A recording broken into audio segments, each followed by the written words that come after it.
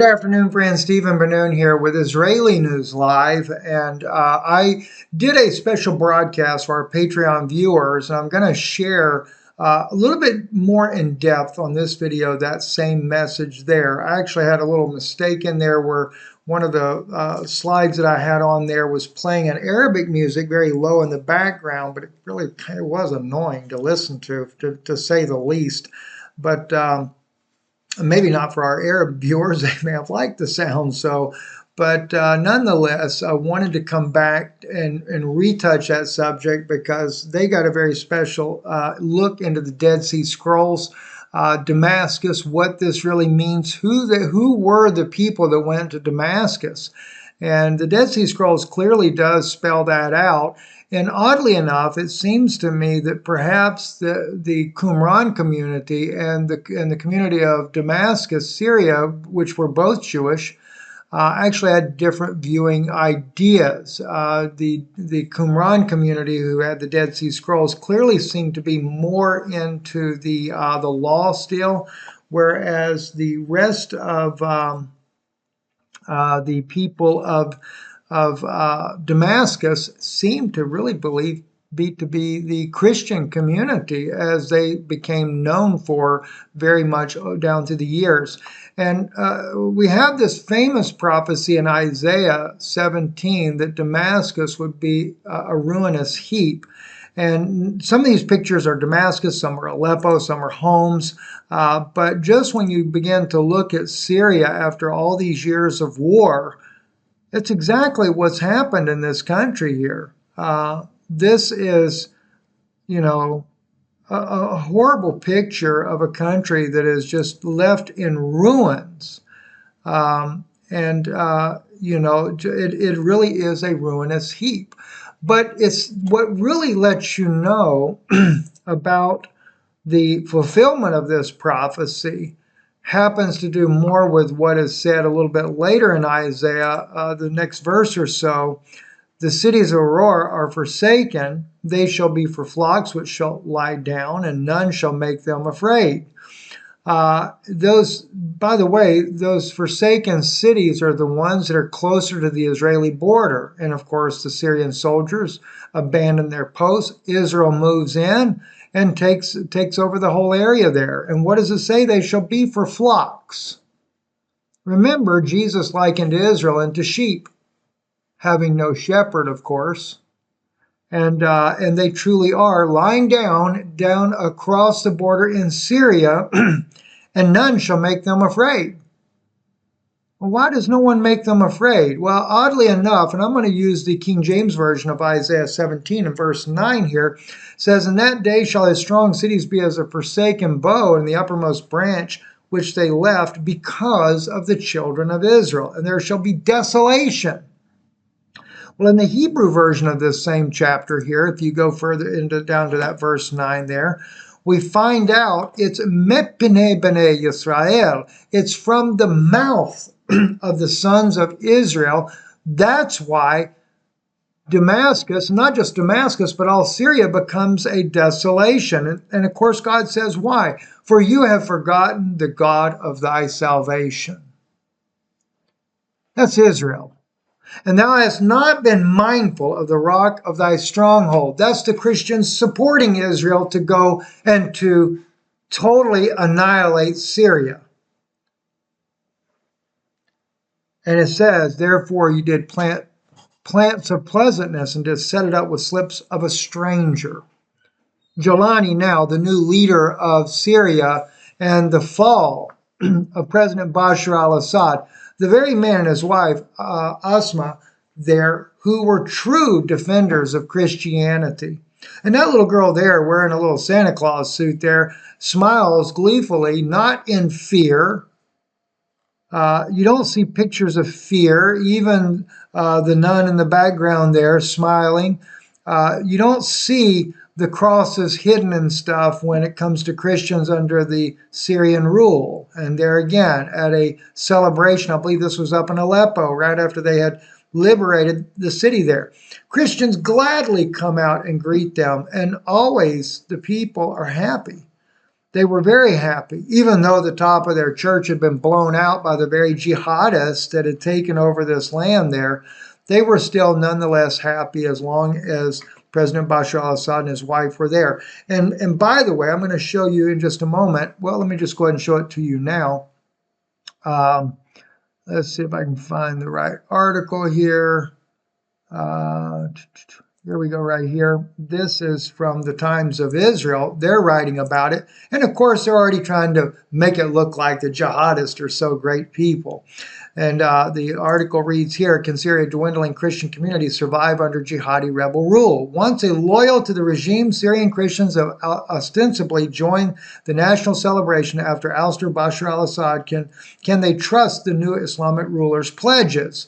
Well, I would say no, they can't trust them. And of course, they show this old photo here as if everything's okay, because in reality, something that Richard Medhurst put on his post here recently, which I'm going to share that clip of that here. He shows you here the thugs, the Syrian thugs that are in there. Now they're with the Christian leaders. But notice the guy has to hide his cross under his jacket, the same as this one. And this one not even wearing his cross. These two, they're doing their pretentious smile. This guy here certainly in a dilemma over the fact that they are there. So they may be making it look like, oh, we're here to do good, but the reality of it is they're not. And it's a huge difference between that and Bashar al-Assad and the Christian community. But he does say something I find interesting in the article. Anyway, the lightning power grab by the Sunni jihadi group Hayat Tahrir al-Sham in Syria has raised concerns about the fate of Christian minority in the country, numbering 1.5 million before the outbreak of the civil war, which is about 10% of the population. Within the span of a decade, their numbers dwindled dramatically. In 2022, there were only 300,000 left, or about 2% of the current population. Now, he says because they had more money and many of them fled the country. That is true. Many of them did flee the country. But there's some things, though, that they don't want to tell you either that people forget about. This is the group that has taken over Syria. And of course, as you can see, the different Syrian Christians, this is what they were doing to Syrian Christians. They were beheading them. I guess people forgot about all those images, and it's quite brutal what was being shown back then. Clearly beheading anyone that was a Christian, that's exactly what they were doing. And some of the more gruesome things that they would do here. This man here tied up on a cross and everything, and then being stabbed to death. You know, so yeah, this is the group now that is in power, in control, and this is the group now that is going to make Christians feel, oh, so safe. I don't think people have forgotten what the U.S., Turkish, and Israeli-backed groups are and what they're capable of. They will certainly kill and murder Christians. And they're already being rounded up. So that's just totally nonsense to think that everything's all safe and hunky-dory in Syria when it clearly is not there. So he puts in there that, but what I was going to show you, though, let's see here where it's at. Oh, here we go, right here in the green right here. He says, however, it remains to be seen whether the country will once again become a tolerant, pluralistic place as its new leaders claim. Concern for the fate of Syria's millennial-long Christian presence has been recently expressed by the Washington, D.C.-based NGO in defense of Christians. Now, they say millennial-long. 2 millennia long is how long they've been there. But even the fact that the Times of Israel acknowledges that the Christians have been able to live in peace in Syria for the last 1,000 years, that says something. That says more than you could ever imagine. It says here, the IDC quoted sources in Aleppo saying that Christians were living in fear and had been the target of widespread crime and vandalism. That came out. But then they claim in this article here, oh, after a few days, everything calmed down and everything went back to normal. Well, you just saw the photo I showed you a moment ago, what the Syrian Christians are doing. They have to hide their crosses. They're not allowed to express anything in the way they feel, etc. Well, here's Richard Medhurst, and when I had the video the other day, I just had a little tiny image of it, but then I realized I actually follow his work and found the video itself. So I want to play for you a little bit about what Richard has to say. And we're going to listen to several minutes of this because it's important. Listen. My name is Richard Medhurst. I'm a British journalist. I was born and baptized in Syria. So let me give you my perspective on what's happening in Syria, both as a Christian and a journalist who cares deeply about the future of the country. For the last days, the media have been showing images of people celebrating and jubilating and saying the country's finally free and everything is fine and dandy. But this couldn't be further from the truth. The media have been lying about Syria for 13 years, and many Syrians will come to find that they have been duped. This was not a revolution, but a regime change operation. Syria was the last anti-Zionist Arab state in the region. It was the last one that supported the Palestinian cause. And they've been trying to destroy it for decades. In 2011, dozens of foreign countries and groups conspired to overthrow the government. Turkey, Qatar, Saudi Arabia, the UK, France, Germany, the US, the EU. Many jihadists came in from Chechnya, Uzbekistan, Tajikistan. You've got fighters now in from Ukraine, Turkey, Libya, Uyghurs from China. Many of them are not Syrian. The CIA spent over $1 billion trying to overthrow the president. So that's their most expensive operation in history, right? They brought all those weapons in from Libya after they did another regime change operation there. This was the largest... He just mentioned bringing in the weapons from Libya. Let me real quick just show something to you when it comes to Libya there. And that's the video that I did myself on Aaron Erdem. Those of you that may remember Aaron Erdem, and let me see, I got to switch the account back over though. On Aaron Erdem, he was the parliament member of the Turkish government, and he's the one that exposed, he actually exposed the sarin gas cover-up that Erdogan was behind to begin with. And let's see.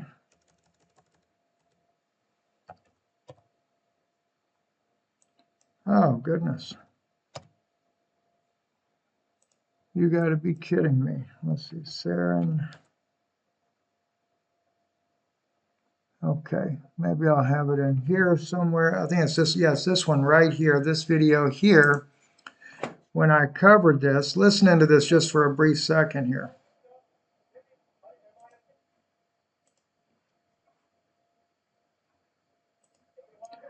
He said, misappropriating the country's resources and betraying our trust. Our Minister of Internal Affairs is here at this moment, even though this issue is not within his field. I wish I could address my question, and he speaks about the Justice Minister. Bekir Bozdagh yesterday when he was here. By the way, Mr. Bozdagh is the other MK member of the Turkish parliament. Many children were murdered with sarin gas in the Middle East. The man's a humanitarian. Turkish parliament member.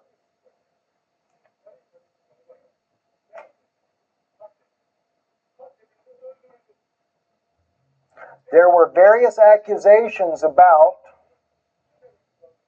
who uses sarin gas in our media.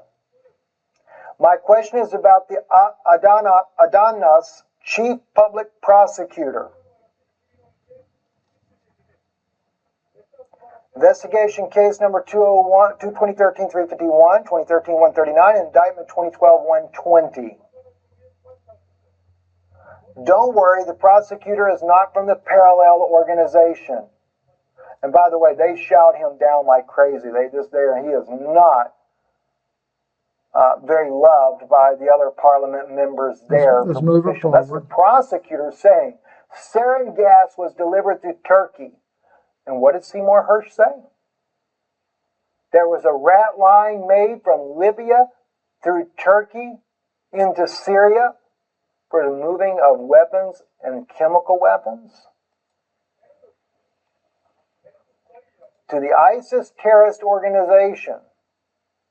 Friends, understand this. Seymour Hersh writes about it from his point of view, and at the time, he didn't know that Aaron Erdem was standing up in a Turkish parliament with the evidence that they were doing this rat line. I'll pause it there. I'll put this in the description for you so you can look at this for yourself. But this is just a good example right here of the fact that the sarin gas was smuggled in by the United States, cooperation with the CIA, Hillary Clinton under the Obama administration into the Turkish government. Aaron Erdogan made sure, because they'd captured it, they actually were going to stop it from going into Syria. But no, Erdogan made sure it got into the hand of the ISIS militants. It was taken down. It was used against these little children and women and stuff, killed just massive amounts of people with sarin gas, and then they blame it on President Bashar al-Assad to try to make him look like a war criminal, and it was completely false. Propaganda campaign in modern history. MI6 were funding the white helmets and other cutouts. They lied about chemical weapons just like they lied about them in Iraq to justify bombing and sanctioning Syria and crippling its economy. Syria is not only occupied by Israel, but by two NATO armies, by Turkey, by the United States. And all these rebels got their training and their gear from those actors. You've got a photo of Jolani, who's just casually standing there, watching Damascus as it's being bombed by Israel, doing nothing. And what is he wearing? He's wearing a t-shirt, a shirt from Emerson Gear. So that's either Israel or Turkey that gave it to him. And Turkey was giving these terrorists safe haven in Idlib for years. Syria cannot be removed from the geopolitical context of the Levant. You can't talk about Syria like it's some remote island where things happen in a vacuum. Syria was the piece that connected Iran and Iraq to Lebanon and Palestine. The timing of this offensive in the last few days wasn't a coincidence. It happened right after there was a ceasefire in Lebanon. So as they destroyed Gaza, as they destroyed Lebanon, the Israelis then moved on to destroy Syria. And Turkey, which again is a co-conspirator in all this, is admitting, Erdogan is admitting that he is behind the offensive. He said it on camera. Tabii İdlib, Hama ve Humus, hedef tabii Şam. Erdogan. And now he's got dementia just like Biden has dementia. It's amazing how they keep these people in power, right? Listen to what he says here. המשטר הזה נפל, זוהי תוצאה ישירה של המכות שהנחתנו על איראן ועל חיזבאללה. The day that Syria fell, Palestine also fell. These jihadists are an extension of NATO, okay? They've got NATO training, NATO weapons. And have you noticed that they never attack Israel, ever? Erdogan and Al-Qaeda, all they do is talk about the Ummah, and yet they won't lift a finger for Palestine? These jihadists are in Damascus, under the Israeli bombs, and they still won't fire a shot at Israel. They won't even talk about the bombings. These rebels have conspired to leave Syria defenseless. Instead of fighting Israel, they're busy changing flags and eating ice cream and giving speeches. That's how much they care about Syria. And make no mistake, because these are extremists, Hayat Tahrir al-Sham is a rebrand of Jabhat al-Nusra, which is a rebrand of Al-Qaeda. Jolani, who now they're trying to portray as some kind of statesman and a moderate, was the head of Al-Qaeda's branch in Syria. He was a deputy of al-Baghdadi in ISIS. And al-Baghdadi, if you remember, I reported that al-Baghdadi was an Israeli. He was a Mossad Israeli. And real quick, let me take you here then to look at what, and you saw this the other day, but this guy right here says here, Lebanese researcher Ali Hami, about Jolani. Wow, what do you know? Let me just see if we can get this thing to play.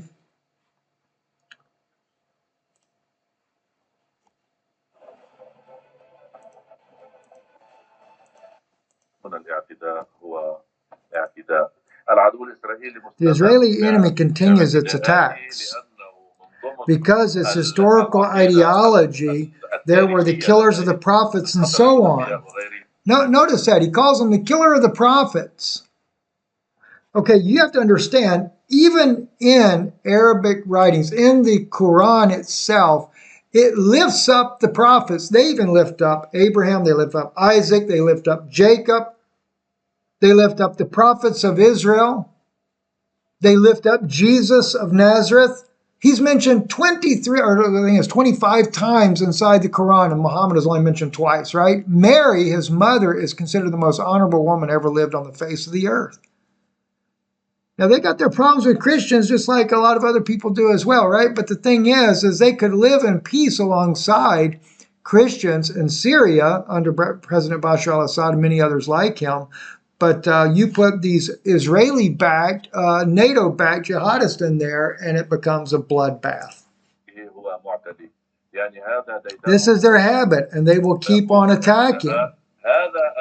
Al-Jalani was manufactured by Israel, he says. Perhaps he is one of the children who were abducted at a young age and raised by the Israeli Mossad.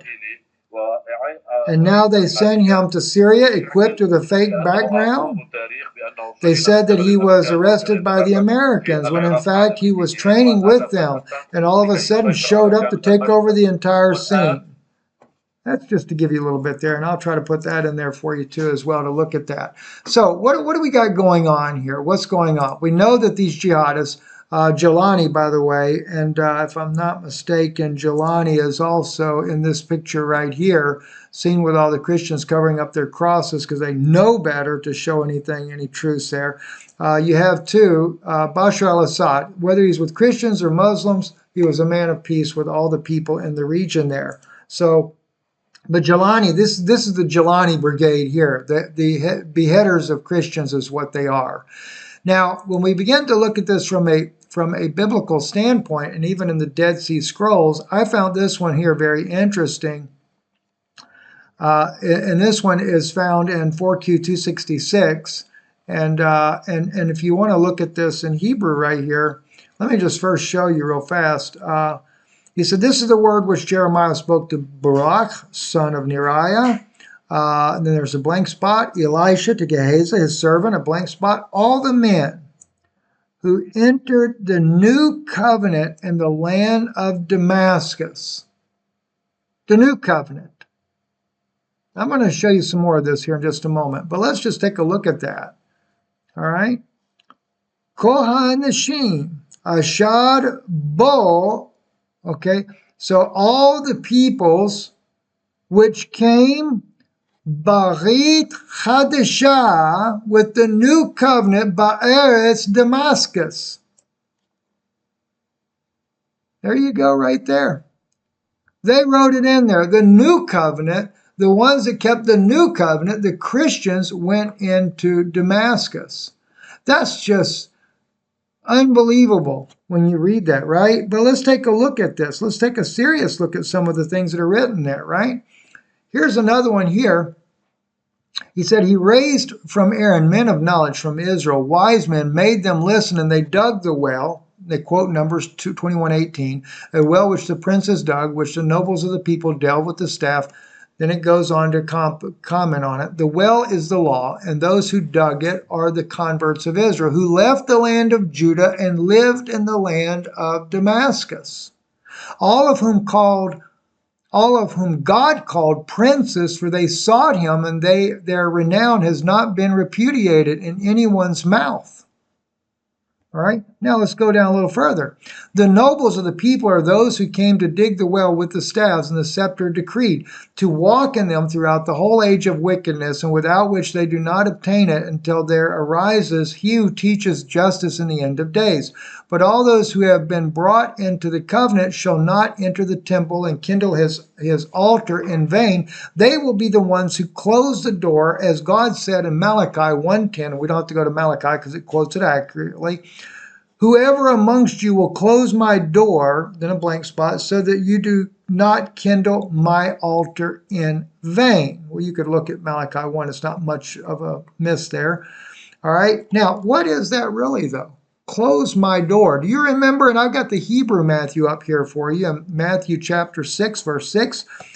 But you, when you pray, go to your couch, close your doors upon you and pray to your Father in secret, and your Father who sees in secret will reward you.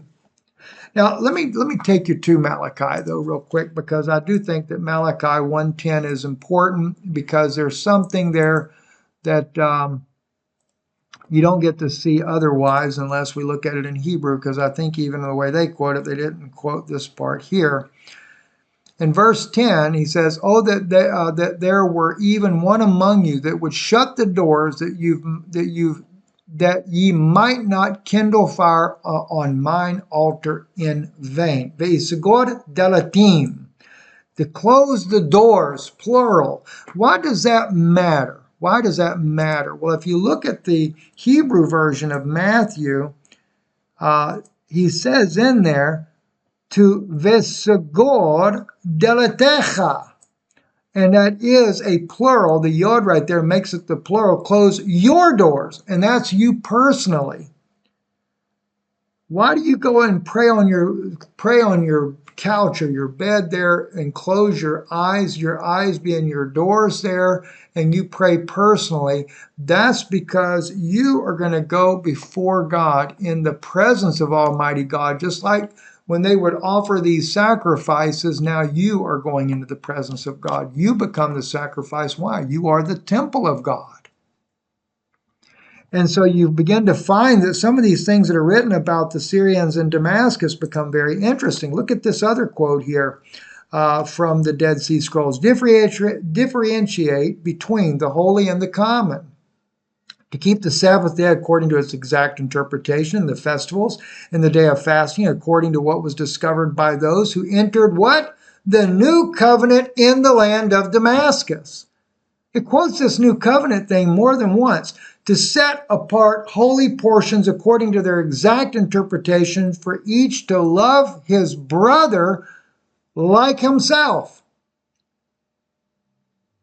Love his brother like himself. Do you know it actually in there, it actually doesn't use the word brother, but ish, to love every man like himself.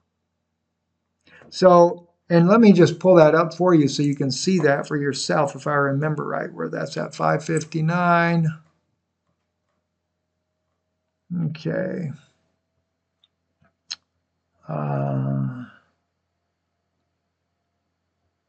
And let's see. I got to find the right verse where this is quoted at. Princess Doug. Okay.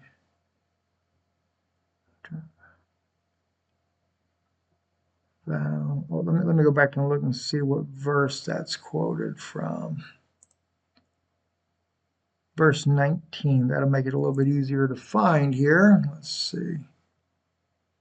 Fasting according to what is discovered under the new covenant in the land of Damascus, to set apart portion according to exact interpretation. Okay, love his brother like himself. Okay, now that is in the second column there, verse 19.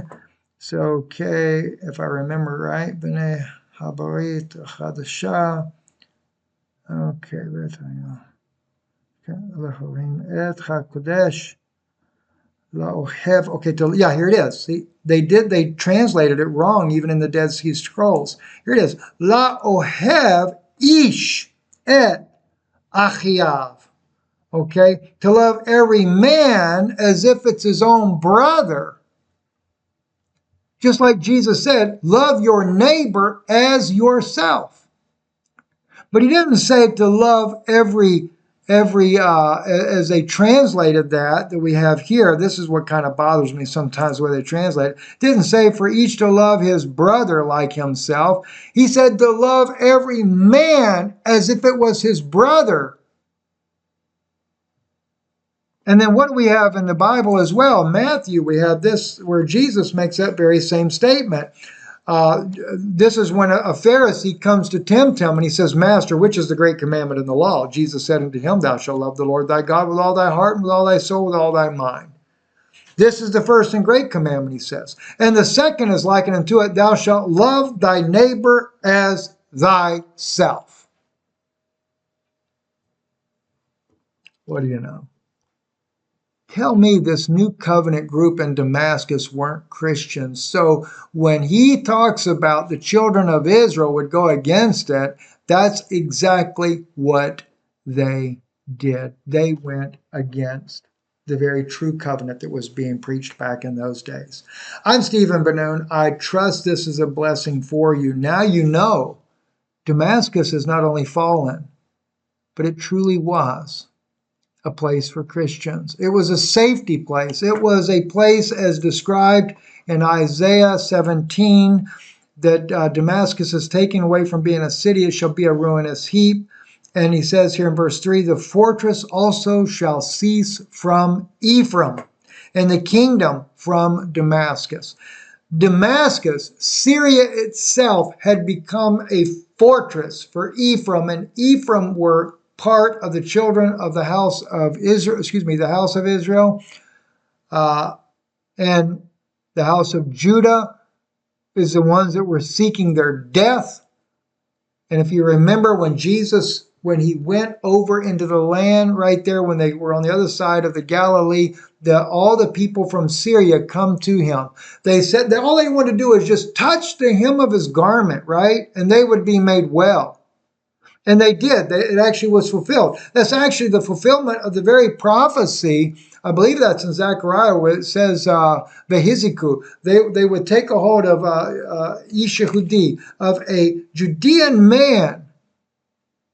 They would take a hold of his wing, bekanaf, of his wing. And they would say, we hear that God is with you. We will go with you. That's why they were the men of the new covenant. They had believed, and every one of them believed, and they were every one healed. Jesus even said, I'm sent only unto the lost sheep of the house of Israel. And so it was the house of Israel. It was Ephraim as we know it today. House of Israel represents Ephraim, or Ephraim represents the house of Israel. The fortress also shall cease from Ephraim, and the kingdom from Damascus. They had truly become the stronghold, the last stand of the believers of Jesus Christ. And as we saw the Israeli article mentioned, their numbers had dwindled by almost all of them, down only to 2% of the population now, as they're being beheaded, killed, ran out of the country, etc. And Jolani is no different. He is a jihadist that will do what Israel says. And the Noahide laws will say to behead all the Christians. That's what they're going to do. I'm Stephen Benoon. You're watching Israeli News Live. Thank you for listening, and thank you for your support of this broadcast.